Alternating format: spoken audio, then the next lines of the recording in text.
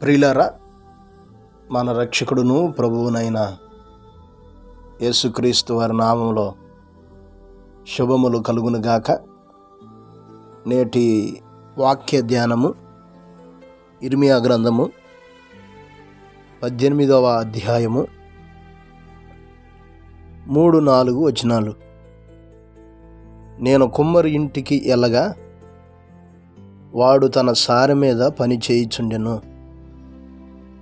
కుమ్మరి జిగటమంటితో చేయుచున్న కొండ వాని చేతిలో విడిపోగా ఆ జిగటమన్ను మరలా తీసుకొని కుమ్మరి తనకు యుక్తమైనట్టు దానితో మరి ఒక కొండ చేసెను. ప్రేమైన దేవుని బిడ్డలారా, ఈరోజు మన జీవితాల్లో సంభవించుచున్న శ్రమలను బట్టియో, కష్టాలు, అపనిందలు, అవమానాలు, అపజయాలు, మరి ఏ పరిస్థితులను బట్టియో నా జీవితం అయిపోయింది, నేను లేవలేను, నా కుటుంబం కట్టబడదు, మా బ్రతుకులింతే, మా స్థితిని మార్చువారు లేరని అనుకుంటున్నావా? అయితే ఈ చదవబడిన లేఖన మాటను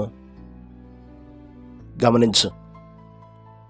విడిపోయిన కొండను కొమ్మరతను మరలా ఆ మంటిని తీసుకొని తనకు యుక్తమైన కొండను చేసినట్లు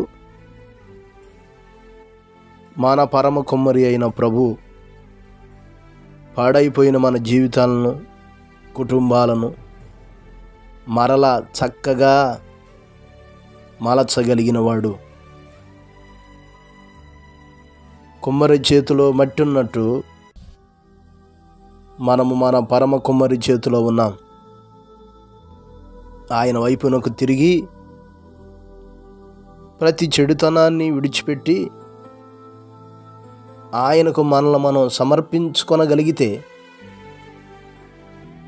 ఆయన తనకిష్టమైనట్టుగా ఉన్నతంగా గొప్పగా మనల్ని మలచగలిగిన వాడు.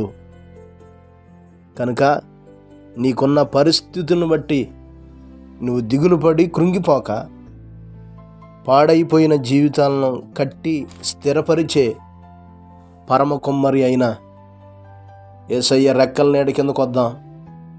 ఆయన చేయ మలచబడి గొప్ప ఘనతను స్వతంత్రించుకుందాం. అట్టి కృప దేవుడు మనకు దయచేయునుగాక.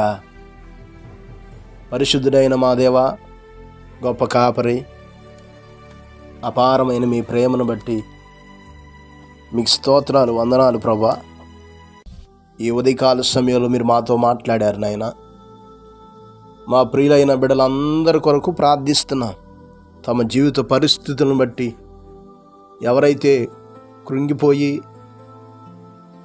తమకున్న బాధలను బట్టి మా బ్రతుకులు ఇంతే అని బాధపడుతున్నారు, మీరు మాట్లాడుతూ వచ్చారు. వారి జీవితాలను కడతానని, బాగు చేస్తానని, యుక్తమైనట్టుగా మలుస్తానని చెప్పిన మీ మాటకు లోబడి మీ వైపు తిరగటానికి కృపను దయచేయండి. మా ప్రియులైన బిడ్డలందరూ దర్శించండి అయ్యా, బలపరచండి. ఎవరు ఏటి కొరకు కనిపెడుతూ ఎదురు చూస్తున్నారో వారు ఆశించే ప్రతిదీ మీరు దయచేయండి. మీ సన్నిధిని తోడుగా ఉంచండి. మీ ప్రభావ మహిమ చేత ఆవరింప చేసి మీ మార్గంలో నడిపింప చేస్తూ మీరే మహిమ పొందమని యేసు నామమున అడిగి వేడుకొనుచున్నాము తండ్రి, ఆమేన్. ప్రభు కృప మీకు తోడై ఉండును గాక.